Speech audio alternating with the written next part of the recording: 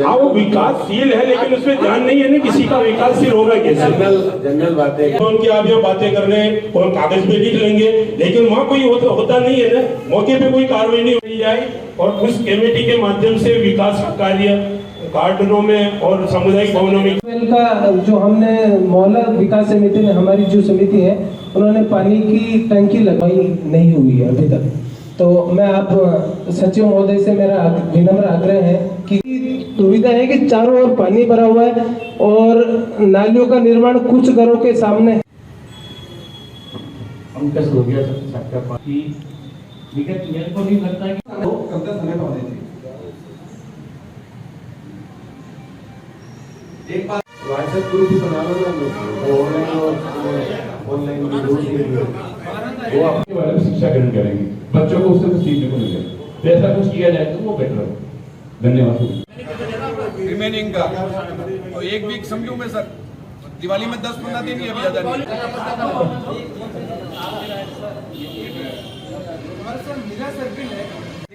कर दिया गया है, इसकी रेलिंग कई जगह काट दी गई है। अभी जब सीवरेज लाइन का काम चल रहा था इस दौरान कम से कम 9-10 हजार गड्ढे क्यों है बिलोड़ा में? जो गड्ढे हो रहे हैं आप सड़कों को पहले सही बनाओ ना, सड़कें वो सही बनेगी, गड्ढे होंगे नहीं। और जिन मोहल्लों से कोई नहीं आया उनसे भी कॉन्टेक्ट करके और उनको भी पता नहीं बनाना पड़ेगा।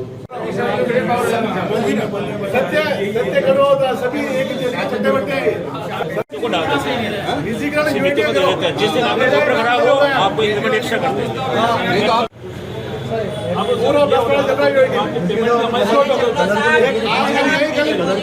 आज ये प्रथम प्रयास था नगर विकास न्यास का, मोहल्ला विकास समितियों से, सामाजिक संगठनों से, NGO से, हमने औद्योगिक घरानों को भी इनवाइट किया था और जो व्यवस्थाई संस्थान है उनसे भी कहा था। तो एक प्रयास है और आज उनसे अच्छा संवाद हुआ है, बहुत सारे सुझाव निकल के आए हैं, उन पर जल्दी काम करते हुए नई व्यवस्था स्थापित करने का प्रयास करेंगे।